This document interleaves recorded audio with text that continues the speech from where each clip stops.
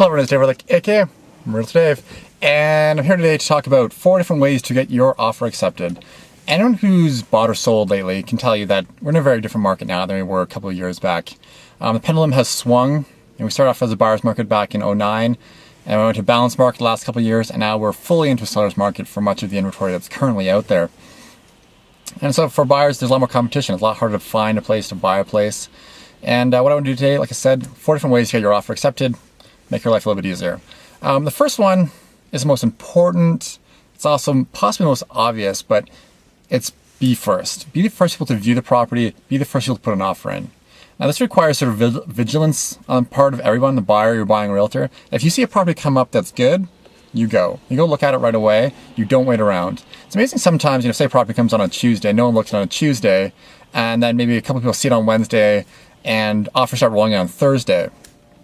Well, if there's more viewings scheduled for Thursday and I phone up a realtor who's showing my property and I say, well, I've got 2 offers already, he may go, oh, well, I need to hustle myself in there, right? So it just gets more and more offers coming in, more competition, and the price of the property is driven up. So what you really need to do is be the first people in there, be aggressive, get that offer in there, get that place signed, sealed as soon as you can. The longer you wait, the more likelihood other offers come in there, especially if it's a property that's just come onto the market. The second way is have 2 different offers, or 2 or even more offers of your own go in.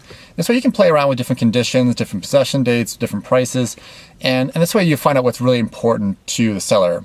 You may get a lower price actually if you meet their possession date, especially if they need to move quickly, and or if they want to be in there for a while. So they want to be in there for like 4 or 5 months, you can get probably a better deal than if you meet their possession date. Flip side is then you may be okay paying a little bit more as long as it meets your possession date, depending on what works best for you. The third way to get your offer accepted these days is include a letter from your mortgage broker or bank saying that you are pre-approved.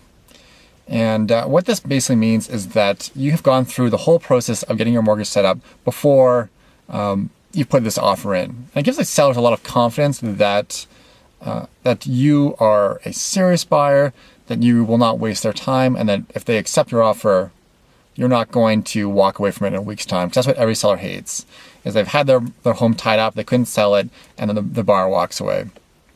I'll talk about the pre-approval process a little bit more in future videos, but make sure you include that in your offers these days. Highly advisable. And the fourth way to get your offer accepted is to clean up your offer. Take off all those sort of ambiguous conditions and terms. And for example, a couple of years back, we could easily include, say, a condition: you must clean your carpets, professionally clean your carpets. And sellers are willing to put up with that.